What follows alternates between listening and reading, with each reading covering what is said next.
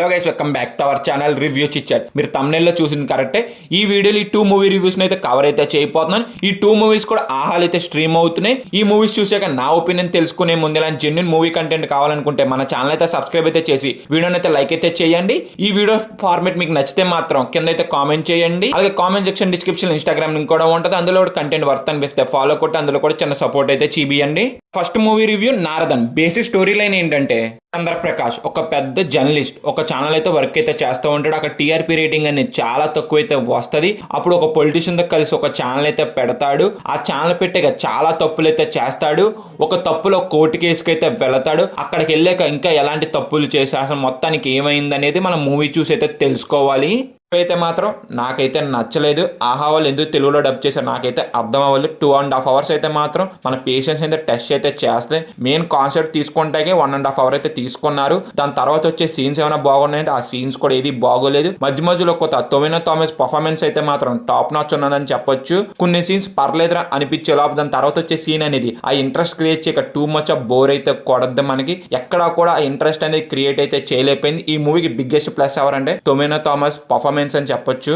మెయిన్గా Tovino Thomas character అయితే మాత్రం చాలా నీట్గా డెవలప్ అయితే చేసుకున్నారు. ఆ క్యారెక్టర్ అనేది చాలా బాగా అయితే చూపించారని చెప్పొచ్చు మూవీలో. కోర్ట్ రూమ్ సీన్ అయితే మాత్రం నాకు ఈ మూవీలో చాలా బాగా అయితే నచ్చింది. మూవీలో ఒక సెట్ అయిన పాయింట్కి వచ్చేవాడికి మూవీ మీద చాలా ఇరిటేషన్ అయితే నాకైతే వచ్చేసింది.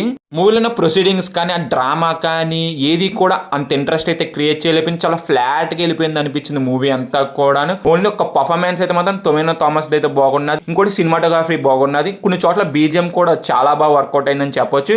ఇంకా ఓవరాల్ గా నా రేటింగ్ అయితే మాత్రం 2/5 ఈ మూవీకి అయితే. నెక్స్ట్ మూవీ రివ్యూ అనేది తప్పించుకుని తిరిగిన వాడు ధన్యుడు సుమతి. స్టోరీ ఏంటంటే నలుగురు స్ట్రేంజర్స్ ఒకళ్ళ స్టోరీలోకి ఒకళ్ళు ఎలా ఎంటర్ అయ్యారనేది మూవీ యొక్క బేసిక్ స్టోరీ లైన్. మూవీ అయితే మాత్రం నాకైతే నచ్చలేదు. కొన్ని సీన్స్ లిప్సింగ్ కూడా సరిగ్గా లేనట్టు అయితే అనిపించింది. తెలుగు డబ్బింగ్ కూడా నాకైతే పర్ఫెక్ట్ గా అయితే లేదబ్బా. స్టార్టింగ్ పోర్షన్ మంచిగానే స్టార్ట్ అయింది. దాని తర్వాత వచ్చే ప్రొసీడింగ్స్ అనేది అన్ఇంట్రెస్టింగ్ వెళ్ళిన వల్ల అంత ఇంప్రెస్ అయితే చేయలేకపోయింది. మూవీ కూడా 1.5 అవర్ ఉన్నా కానీ చాలా లెందీ ఫీలింగ్ అయితే అనిపించింది. మూవీలో ఏ క్యారెక్టర్ కూడా అంత ఇంట్రెస్ట్ అయితే అనిపించలేదు. మనం ఏ క్యారెక్టర్ కూడా కనెక్ట్ అయ్యేలాగా ఉండదు. అసలు సీన్స్ జరుగుతూ ఉంటాయి కానీ ఏ సీన్ కూడా మనకి ఆ ఇంట్రెస్ట్ అనేది క్రియేట్ చేయదబ్బా మూవీ మీద. మనకి మూవీ అనేది చాలా రొటీన్ గా అయితే ఉంటది. ఏ క్యారెక్టర్ కూడా అంత డెప్త్ అయితే ఉండదు. ప్రియదర్శిగా లవ్ స్టోరీ ఉంటది కానీ అది కూడా అంత ఇంట్రెస్ట్ అయితే ఉండదు. ఒక షార్ట్ ఫిల్మ్ స్టోరీని ఒక సినిమాగా తీశారనిపించింది కానీ ఎక్కడా కూడా ఆ ఇంట్రెస్ట్ అనేది క్రియేట్ చేయలేపారు మూవీ మీద.